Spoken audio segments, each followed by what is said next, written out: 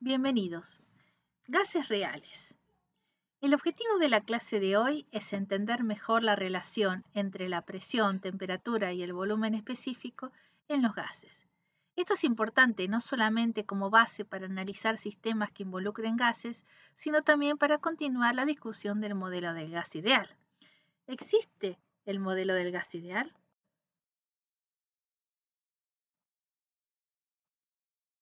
Habíamos dicho en las clases anteriores que cualquier sustancia pura en determinadas condiciones de presión y temperatura puede comportarse como un gas ideal. Aquí tenemos una superficie de estado donde está graficada la presión, el volumen específico y la temperatura. Lo que observamos que para cualquier sustancia pura tenemos una superficie de estado similar a esta. Después se podrá ver en otra clase las diferencias que puede llegar a existir, pero en forma aproximada todas tienen una zona de sólido, una zona de líquido, una zona de gas, una campana de equilibrio líquido-vapor, una zona de equilibrio sólido-vapor, una zona de equilibrio sólido-líquido. El gas y el vapor están en zonas similares, entonces nos podemos preguntar cuál es la diferencia entre el gas y el vapor. Y cuando voy a presión constante, podemos licuar fácilmente o condensar al vapor a través de la zona de equilibrio bifásica de líquido-vapor. O sea, un vapor es aquel que en las condiciones de presión constante puede condensarse o puede pasar al estado de líquido. En cambio, el gas no hace un cambio está lejos de la condensación y si quisiera condensarlo pasa automáticamente al líquido sin tener una campana de equilibrio o una zona de equilibrio líquido-vapor directamente. Ahora, todos los gases que se encuentren en una presión que tiende a cero, o sea, una presión muy baja, en las condiciones de presión muy baja, se comportan como gas ideales. O la otra condición, que tenga una temperatura superior a la temperatura del punto crítico, también se comporta como gas ideal. Si nosotros miramos con detenimiento, hacemos un corte entre presión y volumen, vamos a ver las isotermas que en la zona donde se comporta como gas ideal cumplen la ecuación de Boyle-Mariotte. P por B es igual a una constante. Supongamos que encerramos un gas en un cilindro pistón y de alguna manera reducimos la presión, manteniendo la temperatura constante. Y podemos hacer una curva o podríamos determinar un punto, como por ejemplo en el caso de la isoterma T1, en esta condición de temperatura T1. Entonces, bajamos la presión y P por B, volumen específico sobre la temperatura, va también a bajar. Y así sucesivamente podemos hacer con distintas temperaturas. T1, T2, T3 y T4 son distintos experimentos del mismo gas con distintas temperaturas. Si nosotros queremos bajar la presión, va a llegar a un estado físico que no va a ser imposible seguir reduciendo la presión porque no podríamos tener más materia dentro de ese cilindro pistón o inclusive prácticamente, o sea, no podríamos tomar ninguna medición. Entonces, estas líneas se discontinúan en unas condiciones determinadas, en una presión determinada o en una condición determinada. Y si extrapolamos estas curvas, estas rectas, vamos a hallar que todas coinciden en la constante universal de los gases. Entonces decimos que todo gas ideal va a cumplir que el límite donde la presión tiende a cero, de la presión por el volumen específico molar sobre la temperatura es la constante universal de los gases. Y estas condiciones van a darse si la presión tiende a cero, como habíamos dicho, o si la temperatura es muy alta o la temperatura es mayor a la temperatura de punto crítico. En estas condiciones decimos que se comporta como gas ideal. Ahora sí, hacemos una proyección de la temperatura con respecto al volumen específico. Por ejemplo, acá está pensado para el agua, ¿no? Y vamos a anotar la zona de campana de equilibrio bifásica líquido-vapor con un punto crítico. Este punto crítico tiene una determinada temperatura crítica y una presión crítica,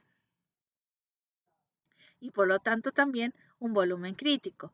Este es el máximo condición, el punto máximo de la campana. Y toda esta zona que dijimos que era la zona de gas o de vapor. Pero si aplicamos el modelo del gas ideal, vemos que el error del valor real al valor calculado como si fuese gas ideal es muy, muy bajo en la zona donde dijimos que la presión tendría a cero, o sea, presiones muy, muy bajas o temperaturas que están por arriba de la temperatura crítica. En estas condiciones podemos decir que se comporta como gas ideal, y fíjense que el error es totalmente despreciable. Ahora, cuando nos estamos alejando de esas condiciones, ¿sí?, se comporta como un gas real, porque en todos los casos tenemos cada vez más error. Y justo en la zona de equilibrio de líquido-vapor, o sea, que en la zona que nosotros llamamos de vapor saturado, tenemos más error a medida que aumentamos la temperatura y menos error cuando la temperatura es más baja o más cercana a la línea triple. O si lo queremos decir, menos error cuando la presión tiende a cero. Acá tenemos estas líneas que aparecen rosas, son las líneas de presión. Estas se llaman isobaras, y entonces tenemos la isobara correspondiente a 0 grado, que sería la isobara de la línea triple, y tendríamos la isobara correspondiente al punto crítico, que en este caso no está marcada. Tienen esta forma. Falta la parte de la zona de líquido comprimido que no está marcada en este diagrama. Entonces, hasta ahora conocemos una sola ecuación de estado, que es la ecuación de estado del gas ideal. Es muy simple, es muy conveniente, pero de aplicación limitada, como habíamos visto, y solo aplicable para algunas condiciones de presión y temperatura. Como es deseable conocer el comportamiento de las sustancias en función también justamente de la presión, el volumen específico y la temperatura, en especial para los gases, se propusieron varias ecuaciones con este propósito. Vamos a repasar brevemente cuál es la evolución cronológica de las ecuaciones de estado. La primera de ellas, de 1873, es la ecuación de Van der Waals. Van der Waals intentó mejorar la ecuación del gas ideal. De hecho, es una modificación de la ecuación del gas ideal. Lo vamos a ver si esto lo eliminamos y esto también nos aparece la ecuación del gas ideal directamente. Y acá, en esta ecuación, Van der Waals incluyó dos efectos no considerados en el modelo del gas ideal. En primer lugar, dijo: en el modelo del gas ideal consideramos a las moléculas como puntuales, que no ocupaban ningún lugar, que no tenían volumen. Entonces, Van der Waals dijo: las moléculas tienen un determinado volumen y tendríamos que considerarlo para un gas real. Entonces, le restó al volumen específico lo que nosotros llamamos como covolumen, que es el volumen ocupado por las moléculas. Y como no sabía qué ponerle, le puso una constante, B, a esa constante. Y después el otro efecto que consideró, que no está considerado en el modelo del gas ideal, son las fuerzas de atracción molecular. Esas fuerzas de atracción molecular están relacionadas con este término que está marcado en rojo, que tiene una constante sobre el volumen específico elevado al cuadrado. Entonces, este término indica la magnitud de la fuerza de cohesión y su efecto en la reducción de la presión. Estas fuerzas de cohesión son conocidas ahora como fuerza de Van der Waals. Y en este término B, este es el volumen excluido de las moléculas, está directamente relacionado con el volumen molar. Así que la ecuación de Van der Waals necesita de dos parámetros que son A y B, que se encuentran tabulados. Ahora, la pregunta es: ¿cómo calculó, cómo halló esos valores A y B que van a calcularse para cualquier gas, que están tabulados para cualquier gas que quisiera utilizar la ecuación de Van der Waals? Entonces, Van der Waals, bueno, aquí tenemos otra proyección del diagrama de la superficie de estado, que es presión, volumen específico, y aquí se ven las diferentes isotermas. En esta situación claramente se ve, en primer lugar, que si la derivada de la presión con respecto al volumen molar a temperatura constante es igual a 0, ¿cómo cambia la presión con respecto al volumen a temperatura constante? Y en esa condición vale 0. ¿Y cuál es la derivada segunda de la presión con respecto al volumen a temperatura constante? Este punto, que la derivada segunda con respecto a la presión a temperatura constante, que es un punto de máximo o de mínimo, y cuando vale 0. Y esta condición se da solamente en el punto crítico, donde justamente en esta situación la derivada de la presión con respecto al volumen vale 0, pero la derivada segunda también vale 0. En el punto crítico, entonces, nos permite calcular los valores de las constantes de Van der Waals, reemplazando la presión por la presión crítica, la temperatura por la temperatura crítica, el volumen específico molar por el volumen crítico, y lo que nosotros podemos ver, que si aplicamos estas dos ecuaciones, o sea, derivamos la segunda derivada de esta ecuación y la primera derivada de esta ecuación y la igualamos a 0, tenemos dos ecuaciones con dos incógnitas. Las incógnitas son A y B en las dos, porque la temperatura crítica y el volumen crítico son conocidas para cualquier sustancia. De forma tal que se puede decir que la constante A está relacionada directamente con la temperatura crítica y la presión crítica de una sustancia pura. B pasa lo mismo, y el volumen crítico molar, que sería este valor, también se podría calcular con la temperatura crítica y la presión crítica. Esto permite, como les decía, calcular y tabular para cualquier sustancia las constantes de Van der Waals A y B. Estas las podemos encontrar en cualquier tabla. En este caso A tiene una unidad de presión metro cúbico kilomol al cuadrado, y B tiene unidades, como estaba relacionada directamente con el volumen específico molar, de volumen metros cúbicos sobre kilomol.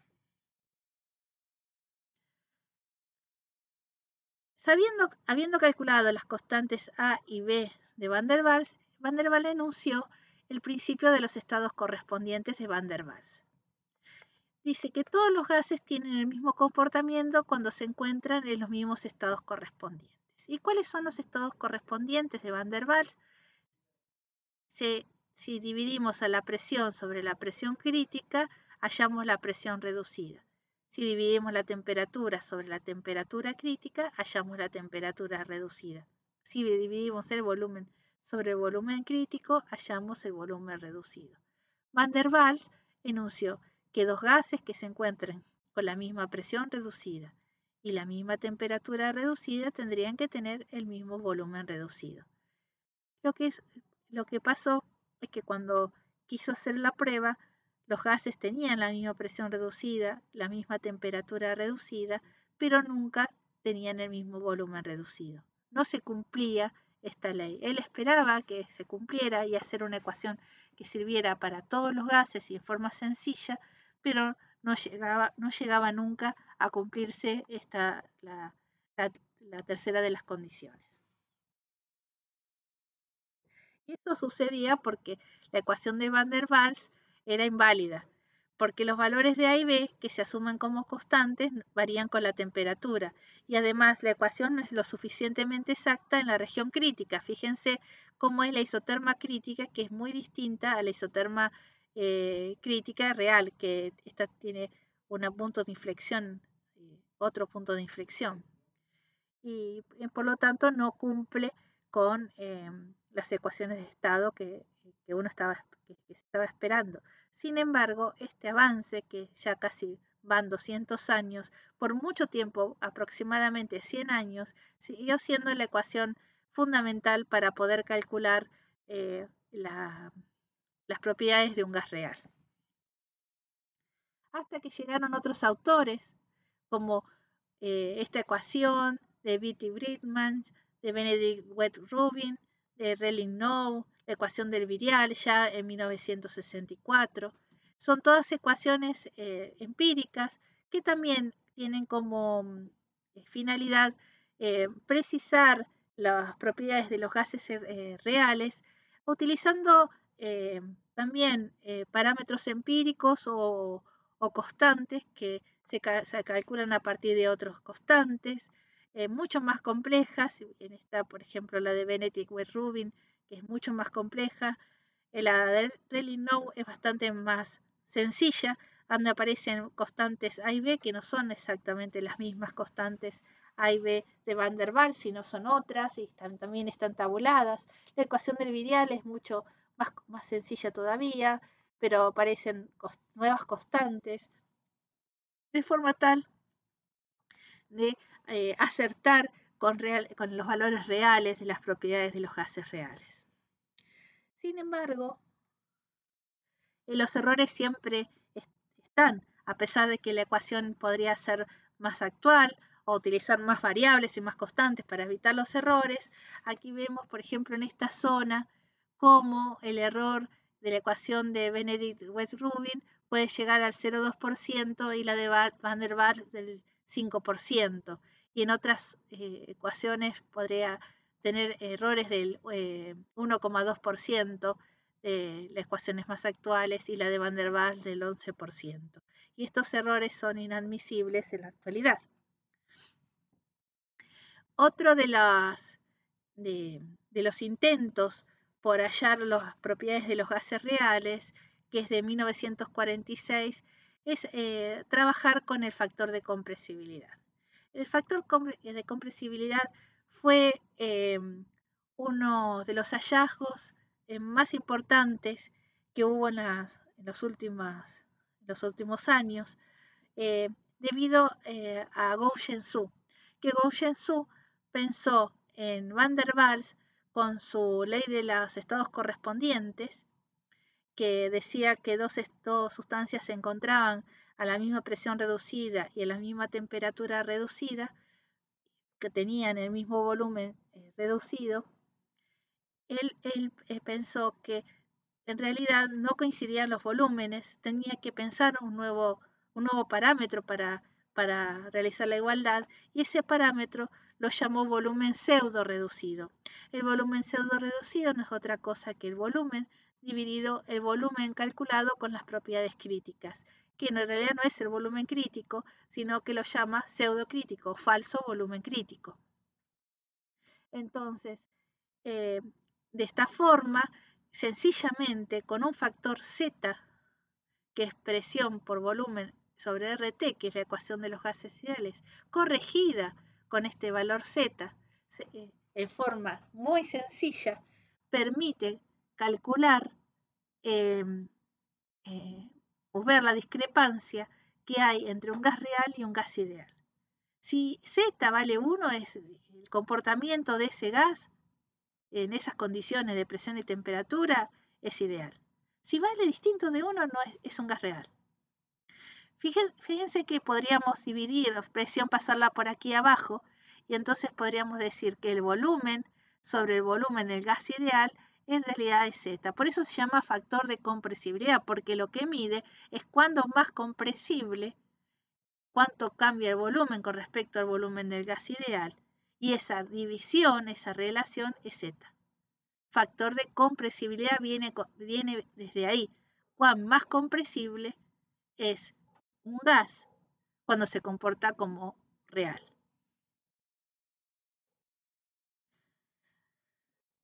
Bueno, este modelo para sustancias no polares y que presentan asociaciones moleculares nucleantes de hidrógeno, la concordancia es bastante buena, además de que tenía simplicidad y exactitud. Como dijimos, el autor es Gougen-Zhou. Gougen-Zhou no figura en los libros de termodinámica, sino que se habla del factor de compresibilidad, no mencionándolo, así que aprovechamos la ocasión para nombrarlo, porque a partir de sus estudios se pudo simplificar muchísimo más el comportamiento de los gases reales. Así que hacemos honor a su conocimiento en este lugar. Entonces, lo que hizo Bao Zhensu sencillamente es tomar gases, diferentes gases, como aquí hay desde metano hasta agua, hasta nitrógeno, y medir diferentes condiciones de presión y temperatura, y hallar la presión reducida y la temperatura reducida, de forma tal que cambiando las condiciones se veía que se iban formando unas isotermas, y estas isotermas no importaba el gas, pero todas cumplían con esta forma, y esto se llama las isotermas de temperatura reducida, y aquí está la presión reducida, y que veían el Z, que era la discrepancia entre el volumen real y el volumen ideal, que sencillamente es la corrección de la ecuación de los gases ideales. Estas tablas generalizadas las podemos encontrar en cualquier libro de termodinámica, y en realidad tienen esta forma como esta que está acá, que voy desde presión reducida de 0 hasta valores como 40, y factores de compresibilidad que van desde 0 hasta 4. Como hay muchos espacios vacíos y además las escalas se hacen en algunos lugares, necesitamos más precisión que en otros, se puede dividir en pequeñas porciones. Por ejemplo, podría esta zona más pequeña, más cercana a presiones reducidas muy bajas, y la llamamos 1, pero podríamos hacer una ampliación mucho más cerquita de la zona y podemos tener un gráfico número 2 o un gráfico número 3 en esta zona de presiones reducidas intermedias, y un gráfico número 4 con presiones reducidas más altas, donde vemos que está más limpio la cantidad de información que tiene el papel. Bueno, esta es una ampliación justamente entre 0 y 1 de las gráficas generalizadas o las cartas generalizadas, donde vemos las isotermas, que son estas líneas llenas, son las isotermas de temperatura reducida, y las de presión reducida son justamente el eje X de la gráfica. Si nosotros, conociendo la presión reducida y la temperatura reducida, podemos hallar Z directamente. Otras veces tenemos datos para hallar el volumen pseudo reducido, y el volumen pseudo reducido está marcado en esta gráfica como estas líneas de puntos, y los valores son estos que se encuentran acá. Entonces tenemos la posibilidad de entrar a través de la presión reducida y la temperatura reducida, o podemos entrar a través de la presión reducida, el volumen pseudo reducido, o una combinación más compleja, pero se puede también, de la temperatura reducida con el volumen pseudo reducido y hallar Z también. Así que son 3 alternativas diferentes en las cartas generalizadas donde podemos hallar Z. Aprovechando esa posibilidad que tiene que la gráfica hay muchas zonas en blanco, entonces la zona que tiene presiones reducidas bajas se puede cortar y ubicar de esta manera, y tenemos un gráfico como mucho más limpio y en una sola hoja toda la información resumida. Entonces aquí vemos, por ejemplo, que en este gráfico tenemos desde 0 hasta 10 una presión reducida, y entramos, leemos con la temperatura reducida Z, que lo vamos a leer del lado izquierdo del diagrama. Y si tenemos una presión reducida mayor, que va desde 8 hasta 28, entramos, leemos con la isoterma y vamos a leer Z de la sección del eje derecho del diagrama. Así que tenemos en un mismo gráfico las dos alternativas posibles. Aquí les dejo como ejemplo para que ustedes piensen y calculen un problema que dice que un tanque rígido que está lleno de vapor de agua, inicialmente a 20 megapascales y 520 grados Celsius sería el estado inicial. El tanque pierde energía hasta alcanzar la temperatura de 400, y dicen que usando las gráficas generalizadas determinar el volumen específico del vapor en el estado inicial, o sea que tendríamos que calcular la presión reducida y la temperatura reducida para hallar el volumen específico. Y luego que conocemos el volumen específico, se va a mantener constante porque el tanque es rígido. Necesitamos conocer la presión final. Como sabemos la temperatura final, que es de 400 grados Celsius, vamos a escribirlo como temperatura reducida. Vamos a hallar el volumen pseudo reducido y el valor de Z en el estado 2. Y entonces vamos a ver, aquí tenemos en la gráfica generalizada, vamos a entrar en el punto 1 con los datos que conocemos, la presión, que la podemos pasar a presión reducida, la temperatura, que la podemos pasar a temperatura reducida, que sería este punto 1, que la gráfica lo podemos representar. Ahora bien, cuando escribo la temperatura reducida, calculo la temperatura reducida, siempre va en grados Kelvin. Siempre va en grados Kelvin. Así que tengo que convertir 520 grados Celsius a Kelvin antes de ingresar acá en el diagrama. Entonces uno podría leer directamente Z inicial y calcular el volumen específico corrigiendo la ecuación del gas ideal. Ahora, como sabemos que el volumen se va a mantener constante, podríamos marcarlo en este diagrama entre 1 y 2 y llegó al punto 2. Y en el punto 2 conocemos la temperatura final expresada en Kelvin, tenemos la nueva temperatura reducida y entonces ahí sacamos el Z2 y hallamos la presión de estado final. O podríamos leer directamente la presión reducida 2 y sacarla también a partir de presión sobre presión crítica. Cualquiera de las dos alternativas es correcta. Bueno, aquí tenemos otro problema. En este problema tenemos un tanque cilíndrico de 0,2 metros de diámetro interno y 1 metro de longitud que contiene 4 kilogramos de monóxido de carbono a menos 50 grados Celsius. Determinar la presión en bares ejercida utilizando las ecuaciones que vimos. La ecuación de gas ideal, la ecuación de Van der Waals, la ecuación de Rayleigh-Now y el gráfico de compresibilidad generalizado. Como tenemos que despejar la presión, entre todo, es lo más sencillo para las ecuaciones, tanto de Van der Waals como de Rayleigh-Now, porque si tengo que despejar el volumen en Van der Waals, tengo una expresión de una ecuación cúbica. Y la de Rayleigh-Now, el exponente es mucho más complejo todavía.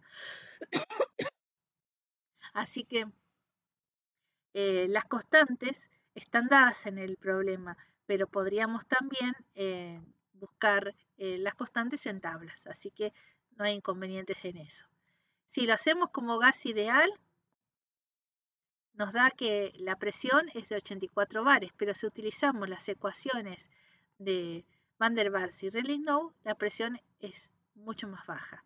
Ahora, ¿cuál es el mejor de todos estos datos, el más exacto? Y de las tres ecuaciones, la de Rayleigh-Now, porque es más actual.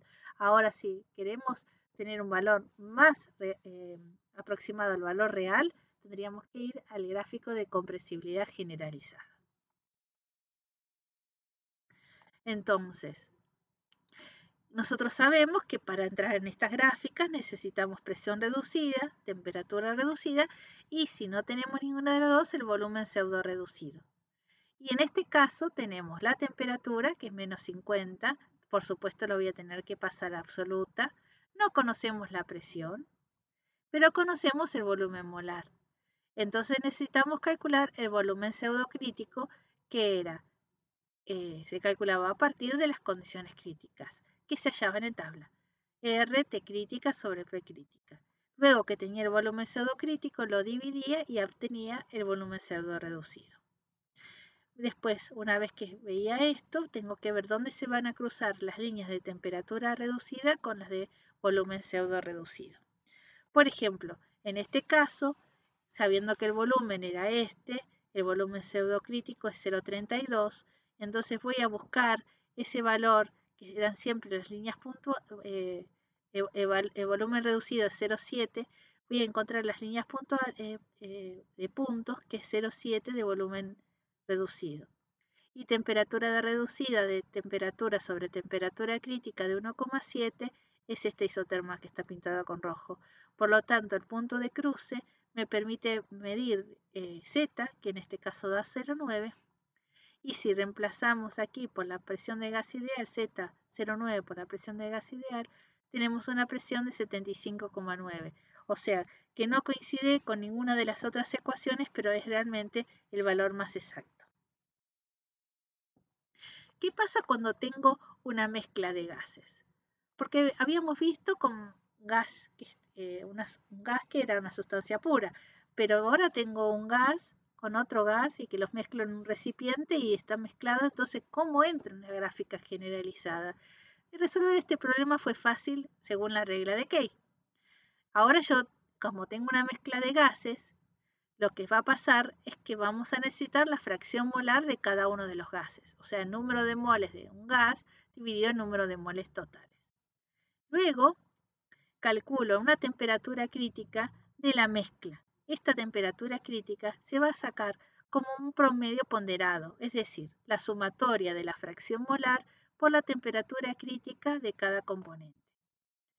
Y lo mismo con la presión crítica de la mezcla, que se va a calcular como la fracción molar por la presión crítica de cada componente. Luego entramos a la gráfica generalizada a través de la presión reducida y la temperatura reducida y se calcula Z y estos valores de presión, volumen, número de moles totales o temperatura son los valores de la mezcla. ¿Hay otros métodos para trabajar con la mezcla de los gases ideales? Sí, hay dos más. Hay un método que involucra las presiones parciales y otro método que involucra a los volúmenes parciales. Veamos las diferencias entre todos. Acá tenemos un problema que dice calcular el volumen molar de una mezcla que contiene 40,1 moles por ciento de nitrógeno y 59,9% de moles de eteno a 600 atmósferas y 50 grados Celsius. Y usando los siguientes métodos: el método de gas ideal, la regla de Kay, método de Amagat, método de Dalton, y usando el valor experimental del coeficiente de compresibilidad, que es 1,4. Como para empezar a ver el tema de la regla de Kay, yo tengo la mezcla de gases ideales que se encuentra a 600 atmósferas y 50 grados Celsius. Conozco su composición y conozco la presión y temperatura crítica de cada uno de los componentes. Esto sacamos de tabla. Una vez que sé eso, la regla de Kay me dice, nosotros no tenemos un gas puro, tenemos una mezcla, entonces hallemos la presión crítica de la mezcla y la temperatura crítica de la mezcla. Eso va a ser la sumatoria de la fracción molar por la presión crítica de cada uno, es decir, 0,401 por 33,9 más 0,599 por 50,76. Eso mismo hago para la temperatura crítica de la mezcla, o sea, 0,401 más 100, por 126 más 0,599 por 282,5. Una vez que tengo esto, esta va a ser la presión crítica y la temperatura crítica de la mezcla que tengo acá. No importa que estén mezclados ni nada, ya estos son los valores promedios. Entonces, sencillamente, la presión reducida va a ser la presión sobre la presión crítica de la mezcla. Yo acá le puse una colita, una comita, o también le puedo poner una M de mezcla. Esto significa presión pseudo reducida porque era de una mezcla, no era de una sustancia pura. Y luego también saco la temperatura reducida de la mezcla. La presión y la temperatura que tengo que poner son las presiones reales, 600 y 50 grados Celsius, siempre recordando que la temperatura se debe escribir en Kelvin. Bueno, una vez que tengo esto, sé que la presión reducida es 13,64 y temperatura reducida 1,47. Voy a la gráfica generalizada, saco Z y calculo el volumen específico, que aquí le falta un 0, que me lo olvidé de anotar, es 0,06321. Perdón por haberme olvidado un 0. Que es un volumen mucho mayor que el volumen que nos daba como un gas ideal, que era 44, creo, si mal no recuerdo. Ahora, si yo pienso en un método donde planteo volúmenes parciales, que le podemos decir método de Amagat, no es porque sea la ley de Amagat, sino porque está relacionado con volúmenes parciales. Entonces, ¿qué hago? Hipotéticamente me imagino un tabique que separe de un lado el eteno y del otro el nitrógeno. Eso no va a ser posible porque por más que yo ponga un tabique, va a seguir de un lado y del otro del recipiente, le va a continuar la misma mezcla, con la misma proporción. Pero de esta forma podemos identificar como dos volúmenes parciales. Esos volúmenes parciales se van a encontrar a la misma temperatura y a la misma presión que estaban originariamente. O sea que tendría que analizar un Z para nitrógeno por un lado y un Z para el eteno por el otro lado. De esta manera voy a sacar la temperatura reducida para el nitrógeno, la presión reducida para el nitrógeno y el Z lo voy a tener que sacar con estos dos parámetros de nitrógeno. Luego, para el eteno voy a tener que sacar la temperatura reducida del eteno, la presión reducida del eteno y el Z para el eteno. El Z final va a ser el promedio ponderado de las fracciones molares por el Z de cada uno, o sea, 0,401 por el valor 1,5 que fue el Z que nos dio para el nitrógeno, más 0,599 por el valor de 1,35 que fue el Z que dio para el eteno. Esta suma da 1,41 y es similar a la regla de Kay, y aquí tenemos el volumen que este sí es el que está bien, 0,0631 metros cúbicos sobre kilomol. Ahora veamos la tercera alternativa. A ver qué pasaría si yo cuento, o sea, utilizo la mezcla de los gases, saco uno de los gases y el otro lo pongo en un recipiente exactamente igual. Y si hago eso, lo que va a pasar es que las presiones van a ser distintas. Teniendo la misma temperatura y el mismo volumen, al tener menos cantidad de moles porque saco uno de los gases, voy a tener dos presiones parciales diferentes. En este caso, entonces tengo un recipiente que tiene solamente nitrógeno y otro recipiente igual que tiene solamente eteno. Ahora la presión no va a ser más 600, va a ser para el nitrógeno la presión parcial de nitrógeno, o sea, 0,401 multiplicada por 600. Y para el eteno va a ser 0,599 multiplicada por 600. Bueno, los parámetros que ya habíamos obtenido anteriormente siguen estando igual, así que no lo vamos a olvidar. Y de forma tal que vamos a tener que entrar también dos veces a la gráfica generalizada y en una vamos a sacar los parámetros para nitrógeno y en la otra para el eteno. Cuando lo hacemos para nitrógeno, tenemos que acordarnos que estábamos trabajando con presiones parciales, así que yo no lo anoté el valor, solamente puse 0,401 por 600, porque ya sé que la fracción molar por la presión. Hice lo mismo para el otro. Así que tengo el Z1 y el Z2 y otra vez el promedio ponderado de los Z que me va a dar un valor de Z muy diferente a los anteriores y el volumen no tenía sentido calcularlo porque ya tiene muchísimo error el método de las presiones parciales.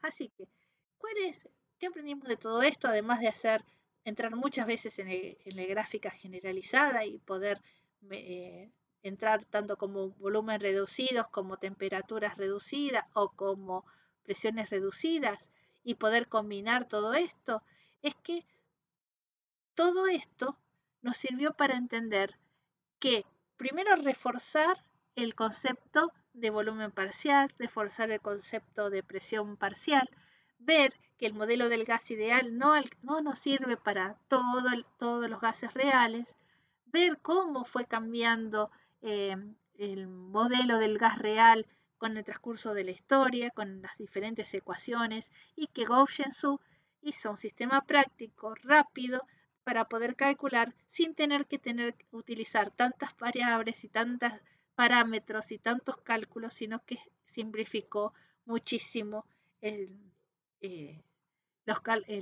encontrar parámetros para gases reales. Ahora, de todas estas metodologías, ¿cuál es la que más recomendable? De Dalton, de Magat, de Kay, la regla de Kay. ¿Por qué es más fácil? Porque entramos una sola vez en el diagrama, la carta generalizada, se hace de un solo saque y no tenemos que estar pensando tantas alternativas y tantas cuentas por separado.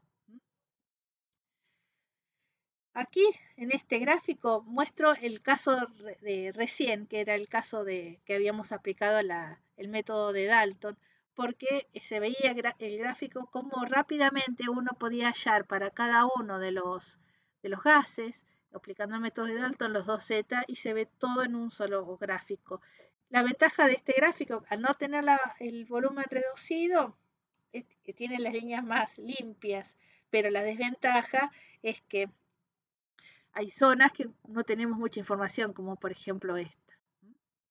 Pero, y si tenemos que utilizar el volumen CO2 reducido, se nos complica un poquitito más. Se puede resolver, pero sí se complica un poco más. Tendríamos que iterar, pero eso sería para otra clase.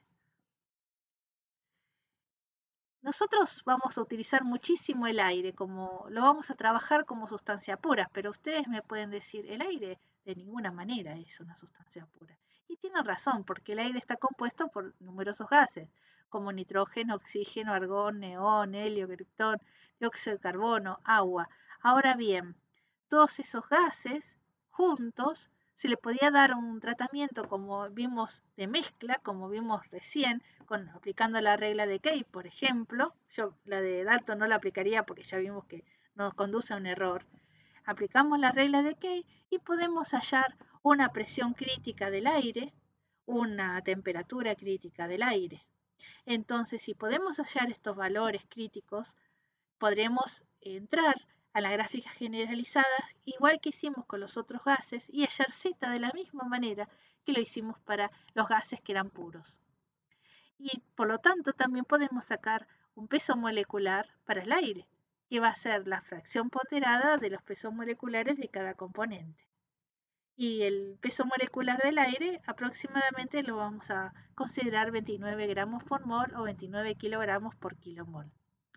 Ahora, recordemos que la composición en volumen del aire, que es aproximadamente 21% de oxígeno, 78% de nitrógeno y 1% del resto de los gases, cuando nos dan la composición de volumen, en realidad nos están dando la fracción molar.